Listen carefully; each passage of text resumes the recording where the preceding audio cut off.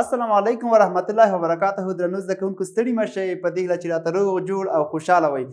درنو زده کوونکو زموږ تاسو د انځوریزې الفبې لوست آخري برخه ده. سمه ده، نن به یې پای ته ورسوو انشاءالله. خو مخکې له دې چې زه تاسو ته درس ووایم، نوی درس شروع کړو، لومړی باید د تېر درس پوښتنې وکړم. تېر درس لومړی تاسو راته ووایئ چې له کوم ځای مو شروع تر کوم ځای پورې مو ویلی وو؟ آفرین. له سواد صابون نه مو شروع کړی وو. تر کوم ځای پورې مو ویلی وو؟ تر ګاف ګله پورې. صحیح دی؟ ګاف ګل. صحیح دی؟ آفرین، ډېر ښه. ښه درنو زده کوونکو، هغه کورنۍ دنده چې ما تاسو درکړې وه چې تاسو به یې هر حرف ته یوه بله کلمه او همدغه کلمې دغه حروف چې دي دا به تاسو په خپلو کتابچو کې لیکئ. هغه مو لیکلي دي؟ آفرین، ماشاءالله، ډېر ښه. ښه درنو زده کوونکو، تاسو دغه له سوال صابون نه تر ګاف ګله پورې چې تېره برخه موږ ولوستله زده کړي مو دي؟ آفرین، ډېر ښه. څومره ښه، تاسو ډېر تکړه زده کوونکی. آفرین. ښه درنو زده کوونکو، نن به یې له لام لړم شروع کړو تر یا پورې به یې ووایو. سمه ده؟ ورته ګورئ، زه وایم تاسې له ما سره یو ځای وایئ. زه وایم تاسې هم راسره وایئ. ګورئ، لام، میم، نون، نوړ، واو، هې، یا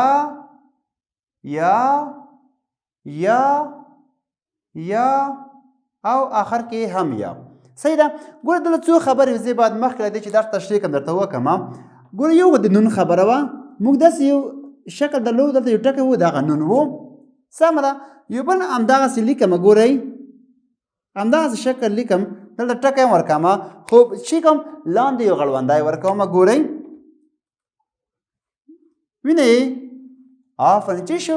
دا نور شو. پوه شوئ؟ بل شکل چې دی، ګورئ، موږ تاسو د هې شکل درلود. ګوره یوه داسې هې وینئ دلته راوړې ده، دلته کتاب کې ګورئ پیالې شکل سره هې ګردکه هې ورته وایو یا وړه هې ورته وایو. یوه یې داسې راوړې او بله یې بیا څنګه راوړې؟ بله یې دا رقم ته دوه سترګې هې راوړې. سمه ده؟ د دو فرق څه شی دی؟ ګورئ، دا هې چې ده د کلمې په سر کې نشي راتللی. که چېرې کلمې په سر کې راځي، شکل به په دو ډول راځي. سمه ده؟ دا به په دو رقم تغییر کوي. ګوره زه اوس لیکم هېواد. ګورئ، دلته لیکم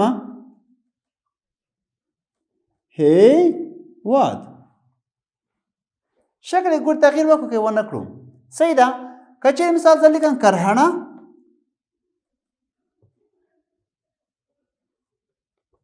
ګورئ شکل یې تغییر وکړو که ونه کړو. خو که چېرې د کلمې آخر کې د هې راشي، بیا به داسې لیکل کېږي، دغه بیا په آخر کې نه راځي. ګورئ، لکه زه لیکم مڼه،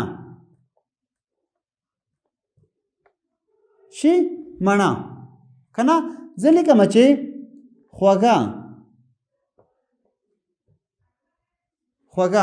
ګورئ، دلته هم په دې رقم ګرده راغله او دلته هم داسې راغله. صحیح دی؟ یعنې دا دوه سترګې رانغله کړې. سمه ده؟ آفرین. بله خبر چې ده د یاګانو خبره، دا به پاکه ما. ګورئ، موږ تاسو 5 یاګانې لیکلي دي. دا هره یوه داسې نه ده چې دا ټوله یوه یا ده. ګورئ، یا ورته ویلی شي د یوه داسې ده، مثال بله یې دا ده کمته ده، مثال بله به یې دغه ده، بله یې دا ده او بله یې وروستۍ څنګه ده؟ داسې. ګورئ، دا داسې نه ده چې دا ټول یو رقم تلفظ کېږي او یا ده.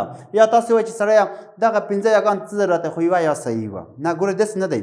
اوس دو تلفظ چې دی آی دی. آی لکه سړی.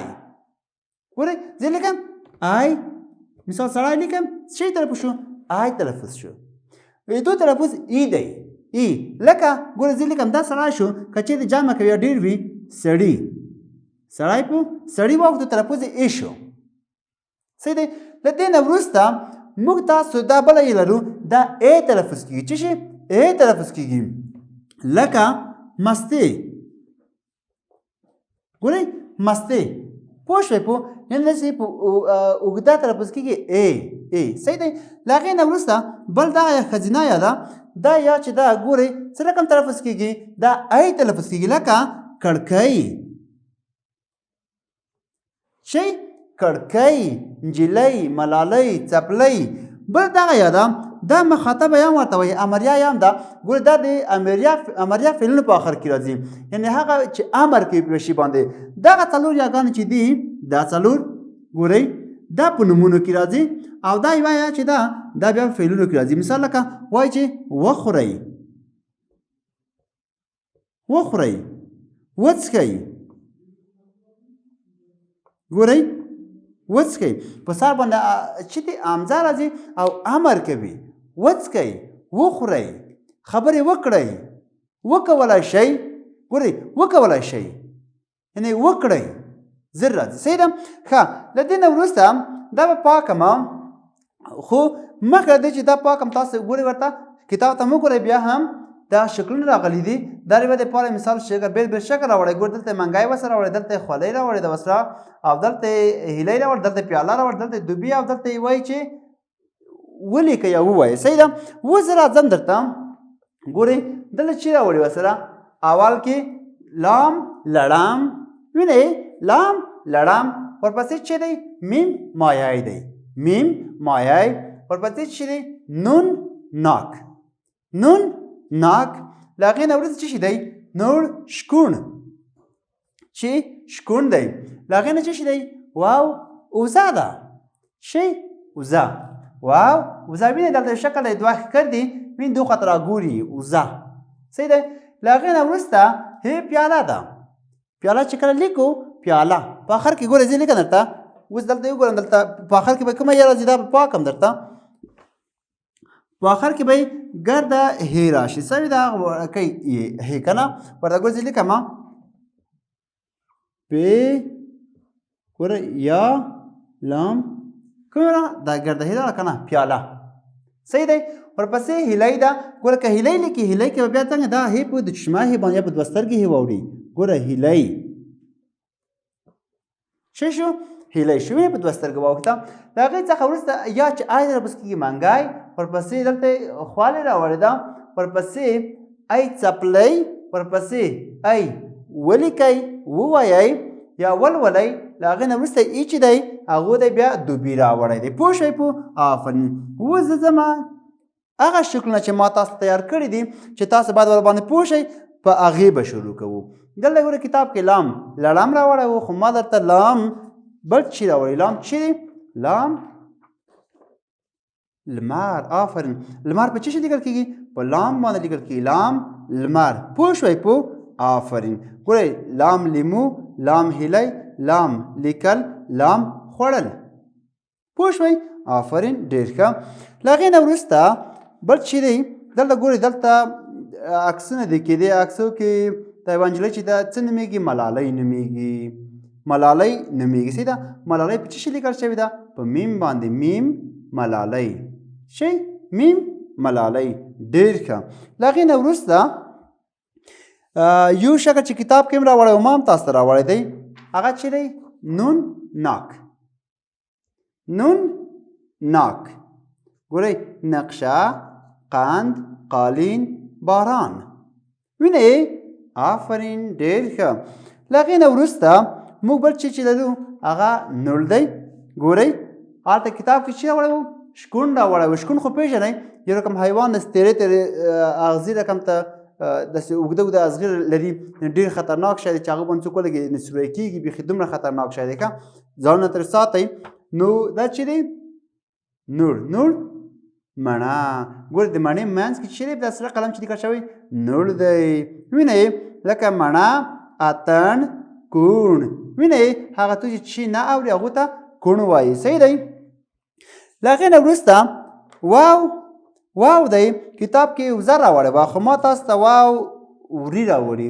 واو ورای که چیرې ورته وګورئ عکس ته وینئ هلته وري دي واړه واړه وینئ څنګه ښه راګوري دې خوا ته څو دانې دي څلور دانې دي آفرین واو ورای واو ونه واو توپ واو پیشو واو بیزو پوه شوئ په آفرین ډېر ښه له هغې نه وروسته ما یو عکس راوړی تاسو ته چې ډېر تیز هم ځي هوسۍ کتاب کې هیلۍ راوړې وه ما تاسو ته هوسۍ راوړې هې هوسۍ هې هګۍ د هغوی نه کتاب کې چې کومه هیلۍ به هغې هګۍ اچولې ده هې هګۍ هې سهار هې هندوانه هې زړه ومو اورېدل آفرین د هغې نه وروسته یو بل شی دی آی چې تلفظ کېږي لرګی آفرین د وینې لرګی دلته یې وورې اخیستی یا لرګی آی چې تلفظ کېږي صحیح ده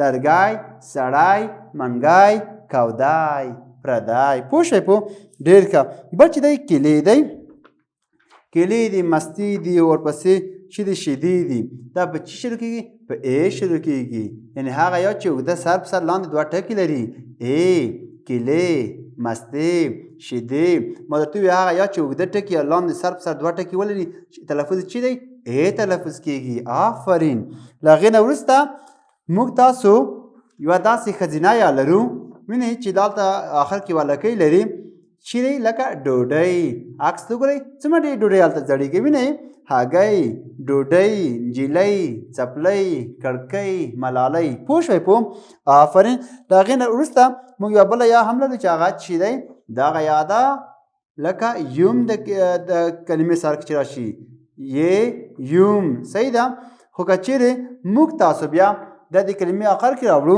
بیا لکه څه راځي لکه سړي لکه منګي لکه دوبي پوه شوئ په آفرین د دې خوا په کار شکلونه درته ښایم تاسو به راته وایئ یم صحیح ده سړي ای کودي آفرین کودي څه ته وایي چې کله ګړی مات شي ټوټو ته یې کودي وایي سمه ده ډوډۍ وینئ آفرین بله کوم شکل دی کیلې ډېر ښه آفرین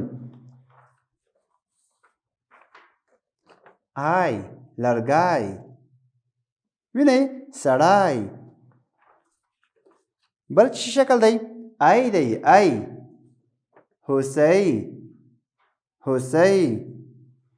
له هغې نه وروسته کوم شکل دی موږه واو وري واو وری وینئ څلور دانې وري دي هلته ښه وینئ آفرین واو ونه بل شی دی نور دی نور مڼه نور شکون نور رڼا پوه شوئ په آفرین له هغې څخه وروسته چې دی نون دی نون څه دی نون ناک نون نقشه نون قند نون قالین نون باران په آخر کې چې نون راغلی و دا څه دی ملالۍ ده میم ملالۍ پوه شوئ په آفرین له هغې نه وروسته آخري حرف چې په دلته په ترتیب کې اول حرف و خو چې موږ تاسې وایو هغه آخري حرف چې دلته وایي چې دی لام دی لام لمر لام لیمو پوه شوئ په آفرین درنو زده کوونکو ګرانو زده کوونکو زموږ تاسو د انځوریزې الفبا آخري درس و په دو پوه شوئ ډېر ښه تر بیا پورې په خدای سپارم خو مخکې د چې مخکښات سره وکړم